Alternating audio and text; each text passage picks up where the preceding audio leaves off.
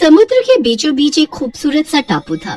उस टापू की सुंदरता को देखने के लिए बहुत दूर दूर से लोग आया करते थे, क्योंकि वहाँ पहाड़ होने के साथ साथ हरियाली भी बहुत थी। वहाँ पर एक रेस्टोरेंट था। उस रेस्टोरेंट को एक माँ बेटी चलाया करती थी। जो भी उस टापू पर आता, बिना उस रेस्टोरेंट में गए वापस नहीं जाता। गाइड परिवार को लेकर उस रेस्टोरेंट में आता है। आइए आइए, ये है सबसे फेमस रेस्टोरेंट।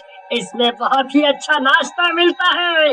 इसको अगर आप एक बार खाएंगे तो जब भी घूमने आएंगे यहाँ खाने जरूर आएंगे। वहाँ की मालकिन पूनम और उसकी बेटी उस आदमी के पास आते हैं और बताते हैं, हमारे यहाँ का सबसे फेमस नाश्ता है हमारा जादुई कीमा। क्या वो खाना पसंद करेंगे आप सर?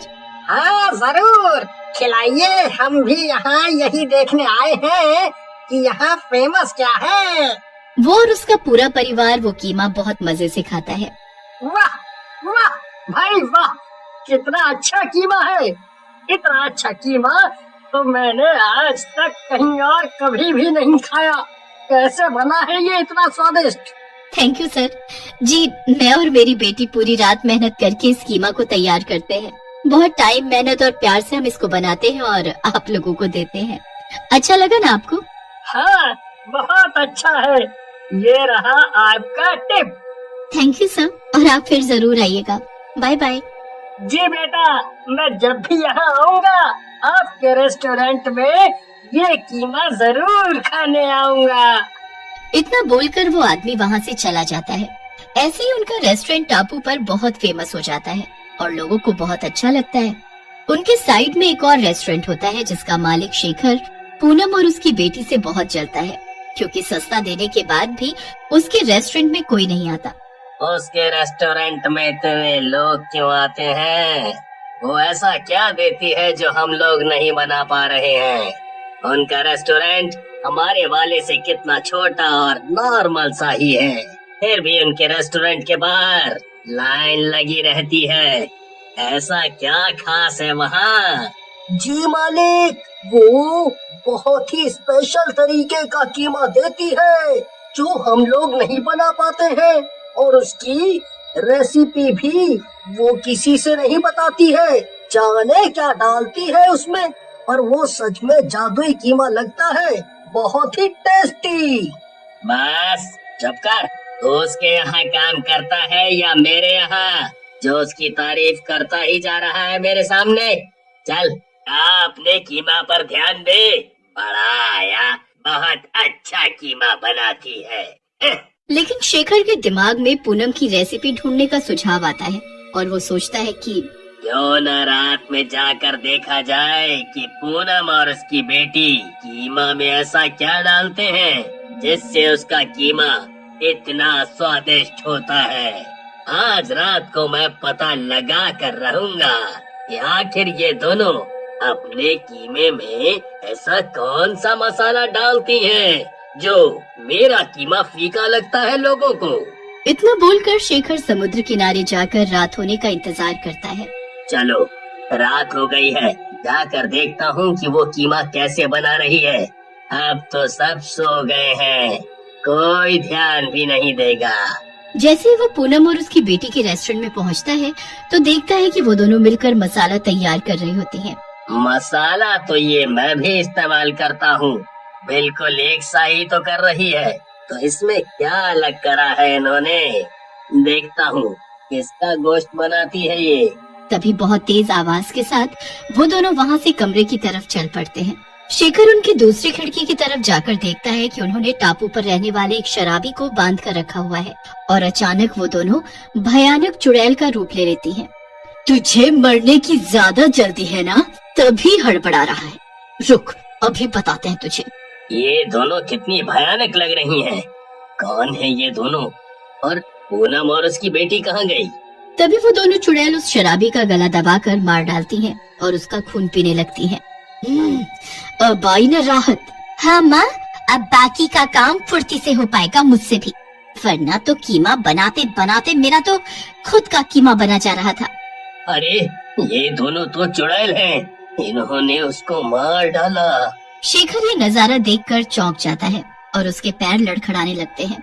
फिर वो किसी तरह खुद को संभालता है और वहीं सावधानी से छुप कर देखता है। माँ चलो इसका गोश्त निकालकर मसाले में मिला देते हैं, फिर से कीमा बनाना होगा ना। हाँ बेटी चलो, तभी तो कल लोग खाएंगे टेस्टी टेस्टी कीमा। अच्छा, तो इसको ये जादुई नाश्ता बोलती हैं। इंसानों के मांस से बना हुआ कीमा लोगों को खाने के लिए देती हैं ये। मुझे ये सब लोगों को बताना होगा और तभी इन्होंने शराबी को चुना होगा, क्योंकि उसके बारे में कोई पूछेगा नहीं, इसीलिए चुपके चुपके अपना काम करते रहेंगे। ऐसे तो इन्होंने ना जाने कितने लोगों को मारा होगा। मुझे यहाँ आने वाले लोगों को सतर्क करना होगा, वरना बहुत बुरा होगा। इतना बोलकर शेखर वहाँ से डरता हुआ अपने घर चला जाता है और सोचने लगता है, हे भगवान, बेचारे लोगों को तो पता भी नहीं होगा कि ये चुड़ैलों का जादुई नाश्ता क्या है, जो कि इंसानों को मार कर बनता है। वो लोग तो बेचारे ऐसे ही खा लेते होंगे बिना सोचे समझे। क्या करूं मैं? अब चलो मैं अपने वेटर को इस बारे में बताता हूँ। शायद हम दो ही जाएं तो उनका कुछ बिगाड़ पाएंगे, वरना मैं अकेला उन दोनों का क्या कर पाऊंगा। शेखर अपने वेटर से बात करने जाता है। सुनो, तुम्हें पता है पूनम और उसकी बेटी एक चुड़ैल है और वो जादुई नाश्ता इंसानों के गोश्त से बनाते हैं, तभी वो इतना टेस्टी लगता है। वेटर हंसने लगता है और कहता है,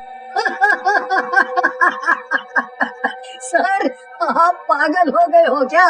कुछ भी बोल रहे हो? आपने जरूर कोई सपना देखा होगा और कुछ नहीं। और अगर लोग मरते तो क्या बाकी लोगों को पता नहीं चलता क्या? बिना शेखर सर।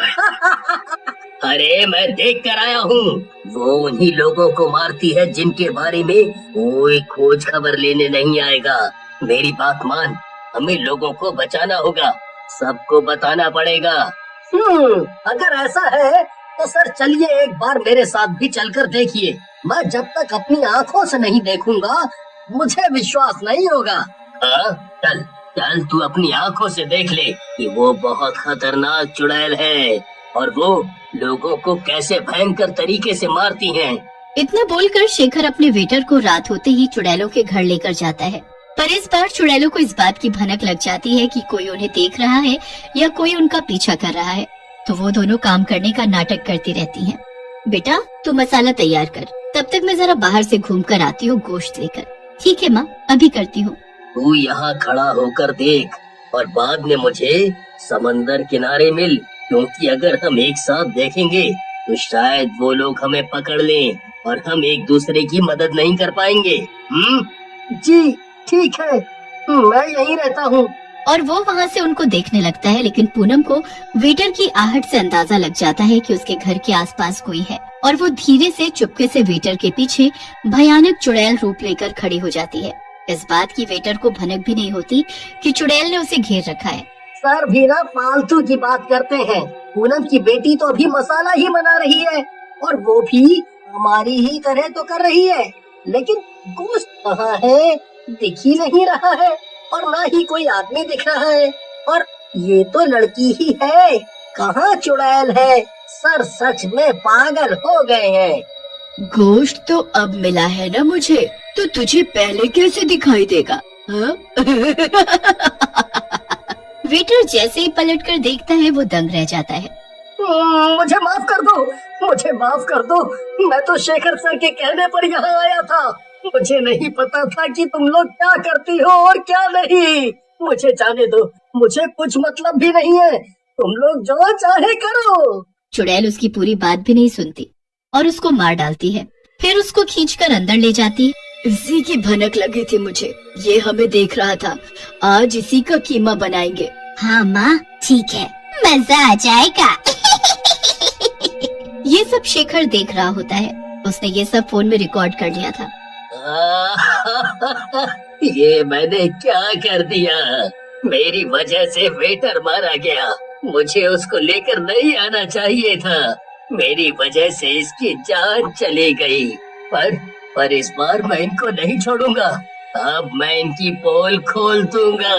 और जाकर टापू के लोगों को भी दिखाऊंगा और इनको सबक सिखा के रहूंगा। शेखर जल्दी जल्दी लोगों को बुलाता है और इकट्ठा करके सबको अपनी बनाई हुई वीडियो दिखाता है। सब ये भयंकर सच देखकर बहुत डर जाते हैं।